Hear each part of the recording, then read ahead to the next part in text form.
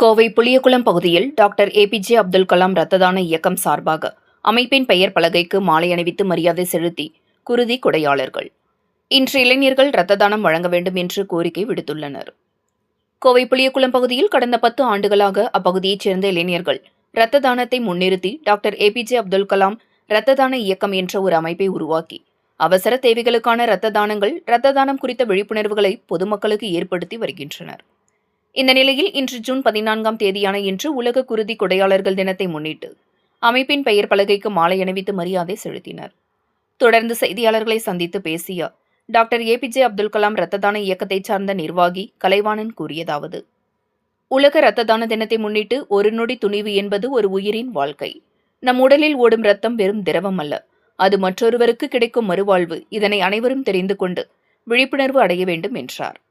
ஒவ்வொரு ஆண்டும் ஜூன் 14ஆம் தேதி உலக இரத்த தான தினமாக கொண்டாடப்படுகிறது. கைமாறு கருதாமல் தன் இரத்தத்தை கொடுத்து பல உயிர்களை காக்கும் உன்னத கொடையாளர்களை போற்றும் நாள் இது.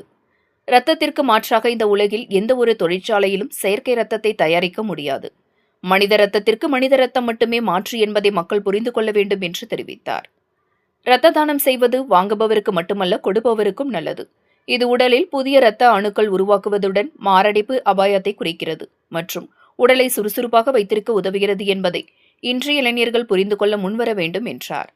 இந்த நிகழ்ச்சியில் டாக்டர் ஏபிஜே அப்துல் கலாம் இரத்த தான இயக்க நிர்வாகிகளான ராஜேஷ், வழக்கறிஞர் சீனிவாசன், ராஜ், தீபன், விஜய், விஷ்ணு, சூர்யா, ஸ்ரீராம், சுனில், சுபாஷ் உள்ளிட்ட பலர் கலந்து கொண்டனர். எல்லாருக்கும் வணக்கம். இன்னைக்கு பார்த்தோம்னா உலக ரத்த தான தினம். இன்னைக்கு பாத்தீங்கன்னா உலகத்துல இருக்கக்கூடிய எல்லாத்துக்கும் பாத்தீங்கன்னா பிளட்ங்கிறது ரொம்ப அத்தியாவசிய பொருளா இருக்குது. அதனால இங்க பாத்தீங்கன்னா ஜேகே அப்துல் கலாம் குரூப் சார்பா கிட்டத்தட்ட 10 வருஷமா இங்க இருக்கிற நண்பர்கள் எல்லாமே கலைவாணன் மற்றும் விஷ்ணு மற்றும் சுனில் இந்த மாதிரி இங்க ஓட இருக்கிற டீம்ல கிட்டத்தட்ட ஒரு 50-60 பேர் இருக்கிறாங்க. இவங்கெல்லாம் ஒருங்கிணைஞ்சு இதை 10 வருஷமா நல்லபடியா நடத்திட்டு இருக்காங்க. புலிகுளம் பகுதியிலே வச்சு பாத்தீங்கன்னா இந்த மாதிரி ஒரு இயக்கம் யாரும் நடத்தல. ஏன்னு கேட்டீங்கன்னா இந்த இயக்கத்தை பொறுத்தளவு எப்ப எனி டைம் கூப்பிட்டாலும் பசங்க கரெக்டா கொண்டு போய் அந்த பிளட்டை கரெக்டா டெலிவரி பண்ணிடுவாங்க. அதே மாதிரி பிளட் கொடுக்குறவங்ககிட்டயும் நீங்களும் பிளட் கொடுக்குன்னு சொல்லி அவங்களும் விழிப்புணர்வு ஏற்படுத்திட்டு இருக்காங்க. இந்த உலக ரத்த தான தின விழாவை முன்னிட்டு அனைவரும் ரத்தம் கொடுக்கணும்னு வேண்டி கேட்டுக்கொள்கிறேன். 60 பேருக்கு மேல 100 பேருக்கு மேல கொடுத்துருக்கோம். இல்ல 8 மேல கொடுத்துருக்கோம். எல்லாருக்கும் வணக்கம்ண்ணா. நம்ம இருக்கிறது பார்த்தீங்கன்னா புளியகுளம் பாலசுப்ரமணி நகரில் ஒரு கிட்டத்தட்ட ஒரு 10 வருஷமா அப்துல் கலாம் ஐயா இறந்ததுக்கு அப்புறம் நம்ம ஸ்டார்ட் பண்ணது.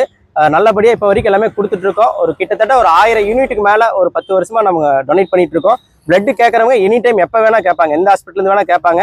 அவங்க ஒரு பிளட் கேட்கறாங்க அப்படின்னா அதே பிளட் கொடுக்கணும்னு நம்மளுக்கு அவசியமெல்லாம் இல்லை. நம்மளுக்கு அதுக்கு பொதுவாக வேற எந்த பிளட் வேணா நம்ம அரேஞ்ச் பண்ணி கொடுக்கலாம். அந்த அளவுக்கு நம்மளுக்கு ஹாஸ்பிட்டல்லேருந்து எல்லா சப்போர்ட்டும் பண்ணி கொடுத்துட்டு இருக்காங்க. அது மட்டும் இல்லாமல் நம்ம ஒவ்வொரு ஈவெண்ட்டுக்கும் போது நம்ம ஒரு 100 பேர் 200 பேர் அந்த மாதிரி கவர்மெண்ட் ஹாஸ்பிட்டலுக்கு நம்ம பிளட் டொனேட் பண்ணி கொடுத்துட்ருக்கோம். நம்மளுக்கு எப்போ எனி டைம் பிளட் கேட்டாலும் நம்மளால கொடுக்க முடியல, நம்மளுக்கு 3 மாதம் டைம் இருந்தாலும் நம்ம நண்பர்கள் உடனே சப்போர்ட் பண்ணி காலேஜ் பசங்க சரி, நம்ம ஏரியா பசங்க சரி, உடனே ரெடி பண்ணி பிளட் எல்லாருமே சப்ளை பண்ணிட்டு தான் இருக்கும், டொனேட் பண்ணி தான் இருக்கோம். கிட்டத்தட்ட ஒரு 800 யூனிட் 1000 யூனிட் மேலே கொடுத்துருக்கோம்.